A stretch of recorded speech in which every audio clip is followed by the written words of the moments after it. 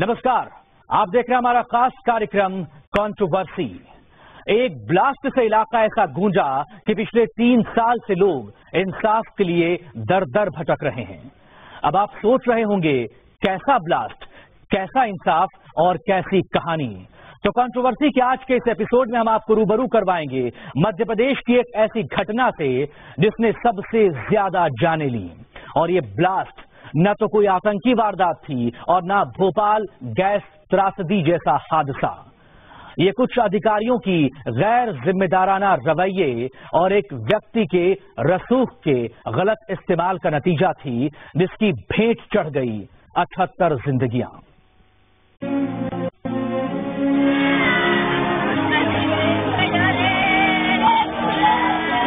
Blast के बाद काफी लोग मरे पड़े हुए थे, कई चिल्ला रहे थे, उनको सब उठा के हॉस्पिटल ले गए। लाते देख रहा था, लाते हो गए हम विस्फोट की आवाज़ हमको घर तक।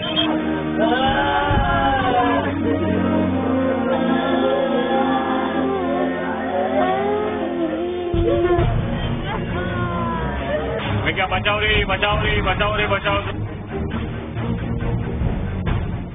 कहते हैं समय के साथ दर्द का एहसास कम होने लगता है।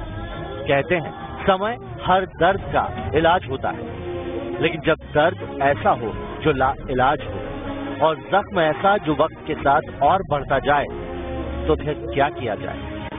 क्या किया जाए जब जख्म को खत्म करने के लिए जिम्मेदार लोग ही जख्म कुरेदने का काम शुरू कर दें? क्या किया जाए जब दर्द को सहने का इकलौता जरिया भी खत्म हो जाए? ये जख्म, ये दर्द, ये आंसू, ये मंजर था पेटलावत का। झाबुआ जिले का एक कस्बा जो ना तो देश दुनिया में कोई जाना पहचाना इलाका था और ना ही यहाँ कुछ ऐसा था जिसे देखने सुनने को लोग जाए। आम सी जिंदगी बिता रहे पेटलावत के लोगों को नहीं पता था कि एक घटना पेटलावत को देश दुनिया में नामचीन बना देगी।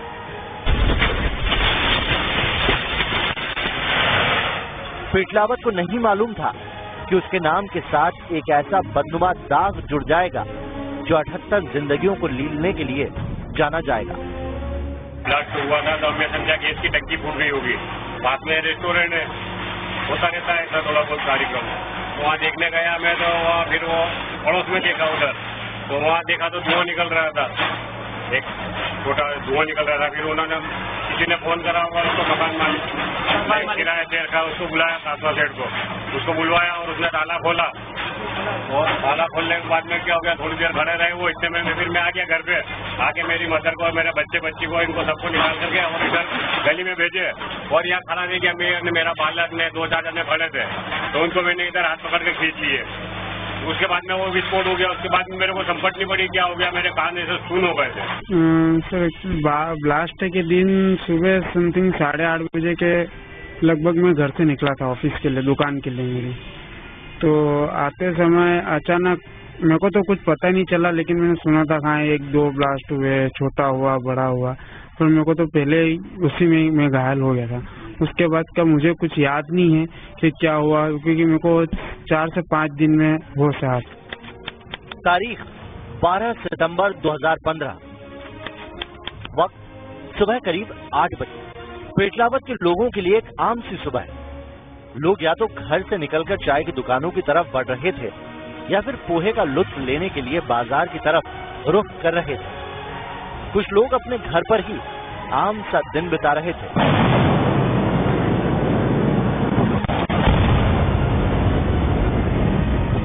तभी एक जोरदार धमाके ने इलाके के लोगों का ध्यान अपनी ओर खींचा। लोग अपने घरों या चाय पोहे की दुकानों से निकलकर धमाके की जगह की तरफ भागे और जैसे ही लोग उस घर के पास पहुंचे जहां सिलेंडर फटने से धमाका हुआ था, वैसे ही एक और तेज धमाका हुआ और फिर जो लोग पहले हुए धमाके को देखने पहुंचे थे वो सब के सब दूसरे धमाके की जद में आ गए। महज कुछ सेकंड पहले तक जिन लोगों की आवाज से वो इलाका गूंज रहा था, अब उन्हीं लोगों के शरीर के चित्रों से वो पूरा इलाका पट चुका था। सड़क पर लोगों के मांस के टुकड़े जहां तहां फैले हुए थे और जो इस धमाके में बच गए थे वो अपनी लाचारी और बेबसी पर रो रहे थे, क्योंकि एक तरफ तो उनके शरीर पर अनगिनत घाव थे और दूसरी तरफ जख्म सीने में थे। और हम आए उस वक्त तो मतलब लाते देख रहा था, आए उस समय लाते उठे, हम विस्फोट की आवाज़ हमको घर तक घर से भगे आए और आए थे यहाँ देखा तो यहाँ लाते पड़ी हुई। उस दौरान का मंजर, उस समय ज्यादातर लोग नींद में थे। जैसे ही ब्लास्ट हुआ पहुंचे, मैं भी मौके पे पहुंचा। पहले एक छोटा ब्लास्ट हुआ था जिसे देखने के लिए लोग वहां पहुंचे और अचानक ही एक बड़ा ब्लास्ट हो गया और जो प्रत्यक्षदर्शियों ने बताया कि लाशों के ढेर चारों तरफ थे। धमाके की जद में आकर भी जो लोग जिंदा बच पाने में कामयाब हुए थे, उन्हें स्थानीय लोगों ने सबसे पहले अस्पताल पहुंचाना शुरू कर दिया।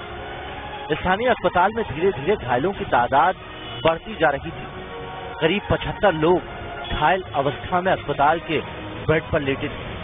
किसी को कोई अंदाजा नहीं था कि धमाके में कितनों का नुकसान हुआ है। घायलों की संख्या तो फिर भी गिनी जा सकती थी, लेकिन जिन लोगों की मौत हुई थी उनमें से ज्यादातर के शरीर के परखच्चे उड़ चुके थे और मृतकों के शरीर की गिनती करना नामुमकिन था। किसी का पैर, किसी का सर, किसी के शरीर का कोई और टुकड़ा सड़क पर जहां तहां पड़ा था। और फिर धमाके की खबर धीरे धीरे देश में आग की तरह फैल गई।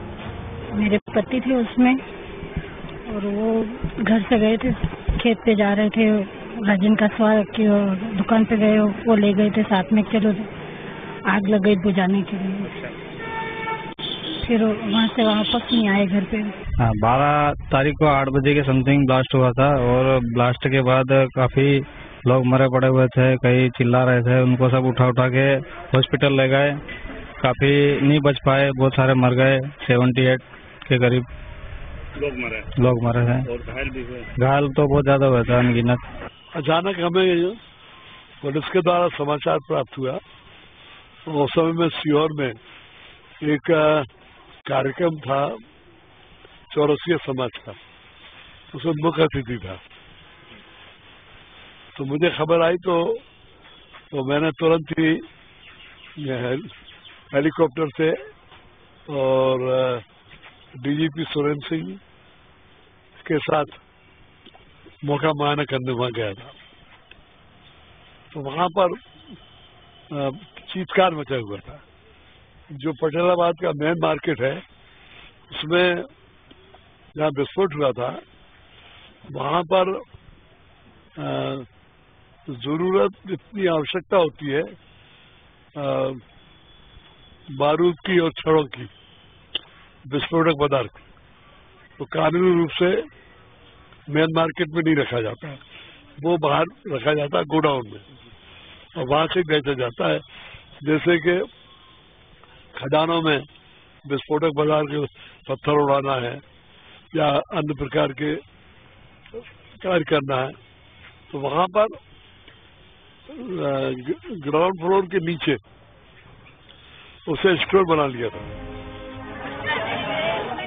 स्थानीय लोग जहां मातम और जज्बातों के दरिया के बीच खुद को संभालते हुए अपनों की खोज में लगे थे, वहीं पूरा देश शुरुआती खबरों के बीच समझ नहीं पा रहा था कि आखिर ये पूरा मामला है क्या और एक सिलेंडर के ब्लास्ट से इतना बड़ा धमाका कैसे हो सकता है।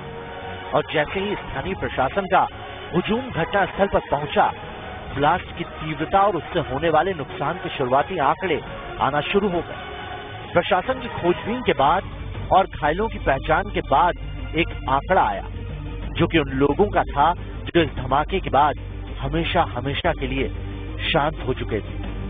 आंकड़ा था 78। जी हाँ, 78 लोगों की जिंदगी अब तबाह हो गई और 78 परिवारों के आंसू अब थमने का नाम नहीं ले रहे थे।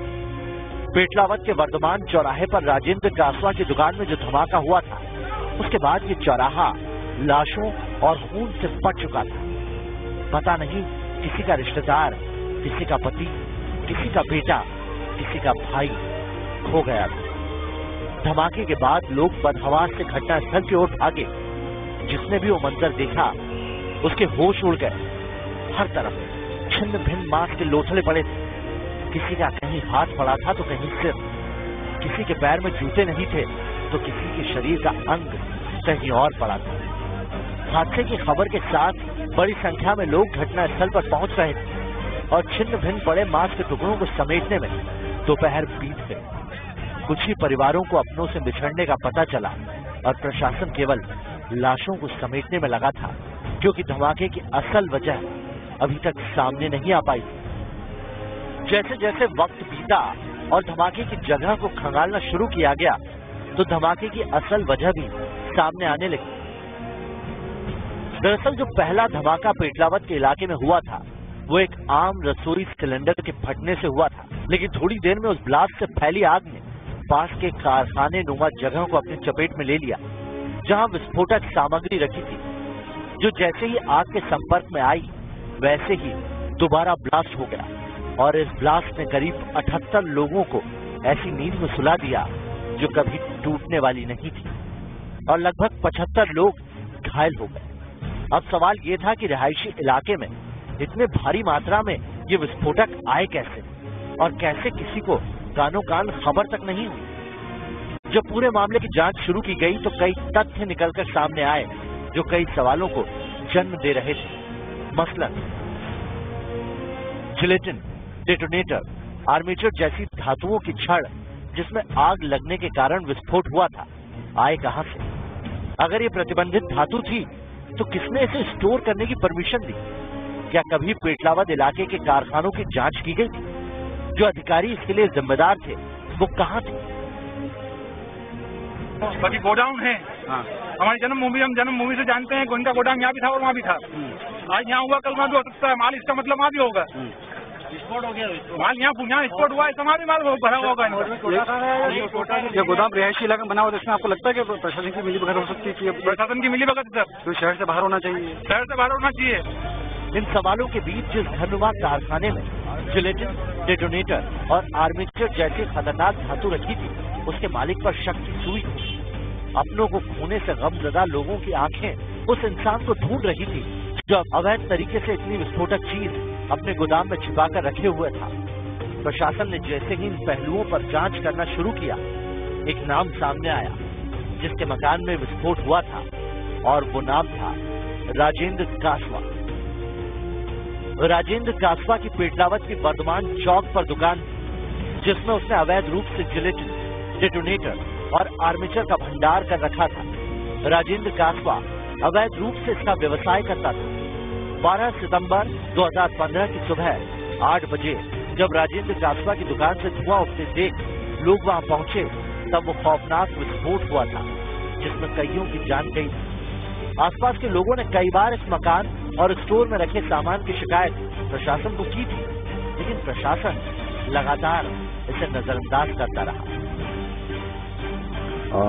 मैं खास तौर से बता दूं कि झाबुआ जिले के जो पेटावद गांव था, वहां पर एक जैन परिवार है जो कथावा परिवार है, उनका वहां पर काम था।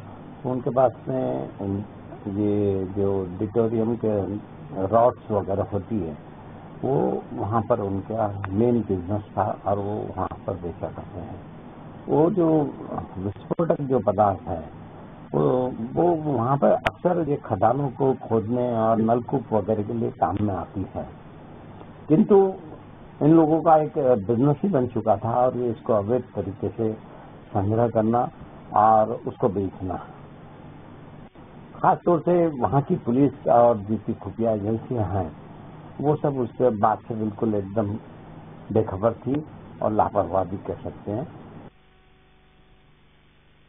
पेटलावद ब्लास्ट के शिकार जो लोग हुए थे, उन्हें उस शख्स की तलाश थी जो इस वारदात का गुनहगार था, लेकिन इस ब्लास्ट के पीछे नाम तो एक व्यक्ति का उछला था, पर जिम्मेदार थे कई अधिकारी जिन्होंने जानकारी होने के बावजूद न तो उस गोदाम की जांच करने की जहमत उठाई और न ही ब्लास्ट के बाद इस मामले को सही ढंग से संभाला।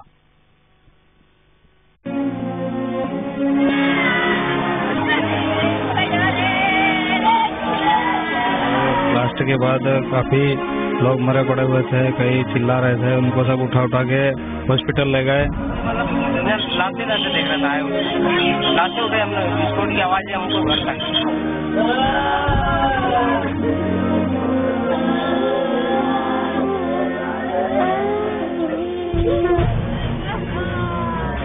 मैं क्या बचाओ रे बचाओ रे बचाओ रे बचाओ। अब सवालों के घेरे में खुद प्रशासन था और प्रशासन पूरे मामले को राजेंद्र कासवा के सर पर मढ़ रहा था। पुलिस राजेंद्र कासवा की खोज में जुट गई, लेकिन राजेंद्र कासवा ऐसा गायब हुआ जैसे समंदर में मछली। कई अफवाहों के बीच पुलिस ने राजेंद्र कासवा के परिवार के कुछ लोगों को गिरफ्त में लेकर पूछताछ की। इसी बीच मामले को बढ़ता देख प्रदेश के तत्कालीन मुख्यमंत्री शिवराज सिंह चौहान घटना की अगली सुबह पेटलावत पहुंचे और मामले की जांच SIT से करवाने की घोषणा कर दी। सबसे पहली चीज तो ये है कि इस घटना के जो अपराधी हैं वो किसी भी कीमत पर नहीं छोड़े जाएंगे। इस घटना की जांच ना पुलिस वाले करेंगे और ना इस घटना की पूरी जांच हाई कोर्ट में हमारे हाई कोर्ट जिनको कहेगा जिन जज को उन जज से इसकी जांच कराएंगे। SIT ने मुख्य आरोपी राजेंद्र कासवा के भाई फूलचंद कासवा, नरेंद्र कासवा और उन लोगों की पत्नियों हंसा देवी और संगीता को गिरफ्तार कर राजेंद्र कासवा की जानकारी जुटानी चाहिए, लेकिन SIT को कोई खास सफलता हाथ लगती नहीं दिख रही। और फिर SIT ने कासवा के परिवारजनों का नार्को टेस्ट करवाने के लिए कोर्ट में अर्जी डाल दी और फिर कोर्ट ने जैसे ही SIT को कासवा परिवार के नार्को टेस्ट की मंजूरी दी, SIT जो अभी तक जांच में तेजी दिखा रही थी वो जांच को खुद सुस्त करने में जुट गई। रोज नार्को टेस्ट की नई तारीखों का ऐलान होने लगा, जैसे कोई चाहता ही नहीं हो कि मामले का खुलासा हो और मुख्य आरोपी को पकड़ा जाए। देखिए, निश्चित तौर पर हम सरकार में आए हैं तो जिन खामियां रह गई थी या जो लापरवाही हुई थी, विशेष करके ये बात सिद्ध हो चुकी थी कि उस ब्लास्ट से संबंधित RSS के एक कार्यकर्ता का रहा है, लेकिन उस समय की तत्कालीन सरकार, भारतीय जनता पार्टी की सरकार ने, शिवराज की सरकार ने उस मुद्दे को पूरी तरह विलोपित कर दिया। और जिस तरीके से वहां पर जो ब्लास्ट के लिए जो सामग्री भेजी गई थी या जिस तरीके से उसका अवैध रूप से परिवहन हो रहा था या संग्रहण हो रहा था, उन सब बातों का जांच शुरू हुई है और ये बहुत बड़ी घटना हुई थी और इस घटना को हम बहुत आसानी से नहीं ले सकते। उस समय भी हम लोगों ने आंदोलन किया था, सड़क पर बैठे थे, लेकिन हमारी आवाज वहां तक नहीं पहुंच पाई। और इसी बीच जब 18 दिसंबर को नार्को टेस्ट करवाने का ऐलान किया गया तो ठीक उससे 10 दिन पहले 7 दिसंबर को SIT ने राजेंद्र कासवा की मौत की पुष्टि कर दी। दरअसल जिन 78 लोगों की मौत पेटलावत ब्लास्ट में हुई थी, उनमें से 4 शवों की पहचान नहीं हो पाई थी और इसमें से MY चिकित्सालय इंदौर में पटोली नंबर 6 में रखे शव का DNA राजेंद्र कासवा के पुत्र शुभम से मैच कर गया और फिर पुलिस ने राजेंद्र कासवा की भी मौत उसी घटना में होने की पुष्टि कर दी। अब यहाँ पर जो सवाल एक आया था, वो सबसे बड़ा सवाल इसमें उठ खड़ा हुआ था कि जो इसका जो मालिक था राजेंद्र कासवा, जो इसका करता धरता इस पूरे कारोबार का था, उसके ताल्लुकात किसी राजनीतिक संगठन से थे और यही वजह रही कि वहां पर पूरी जांच को दबाने का काम शुरुआत से ही हो गया। और तत्कालीन जो मुख्यमंत्री थे शिवराज सिंह जी, वो भी मौके पर नहीं पहुंचे और वो उनके पहुंचने का जो टाइम रहा वो करीबन 3 दिन के बाद वहां पर मौके पर आए और उसके बाद कई जन आक्रोश वगैरह रहा, लोगों ने वहां चक्के जाम वगैरह किए और कई तरीके के सवाल वहां पर उठ खड़े हुए थे। किंतु जैसा कि अमूमन होता है, जो नेता लोग होते हैं जिस तरीके से लोगों को आश्वस्त करते हैं, उन्होंने उसी तरीके से वहां पर ये करेंगे वो करेंगे, इसकी सही जांच होती। पेटलावद में 12 सितंबर 2015 को एक अप्रत्याशित घटना के तहत अचानक ब्लास्ट हुआ था। उस ब्लास्ट में कम से कम 79 लोगों की डेथ हो गई थी और उतने लोग घायल हुए थे। इसमें पुलिस थाना पेटलावद के द्वारा अलग अलग 4 मामले पंजीकृत किए गए थे और विभिन्न लोगों को आरोपी बना के जो है न्यायालय में चालान पेश किए थे।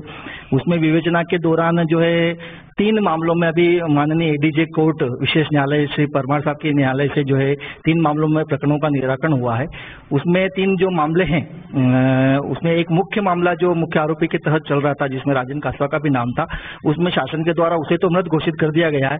अन्य आरोपी जो धर्मेंद्र सिंह वगैरह हैं, उनके संबंध में मामला विचाराधीन है और उसमें भी जो कुछ लोग जुड़े हुए हैं उनके खिलाफ मामला विचाराधीन है, अभी कोर्ट में चल रहा है। राजेंद्र कासवा की मौत की घोषणा होते ही ब्लास्ट के शिकार हुए लोगों के लिए न्याय माने कभी पूरी न होने वाली ख्वाहिश बन गया।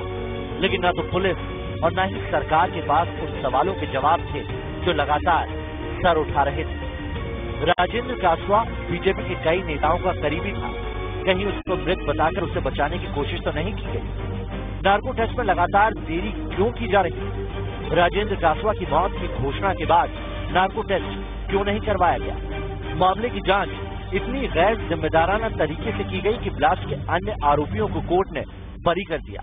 बाकी जो कोर्ट ने अभी जो डिसीजन लिया, जिन लोगों को बरी करा, जिसमें जिलेटिन आटा टोटोनेट के जो टोटे सब जो घर से जब्त करे, तो पुलिस ने मतलब जब्त करे और पुलिस के पास आज भी है वो, उसके बाद भी इनको बरी करा तो क्यों करा? माल तो वहीं से उनके घर से जब्त हुआ नहीं, चले जाए गवाह बदलो या कुछ जो हो, माल तो जब्त वही हुआ नहीं, तो इन्होंने कैसे करा? फिर उसके बाद में राजेंद्र कासवा का इन्होंने वो जीरो जो करवाना था वो भी नहीं करवाया।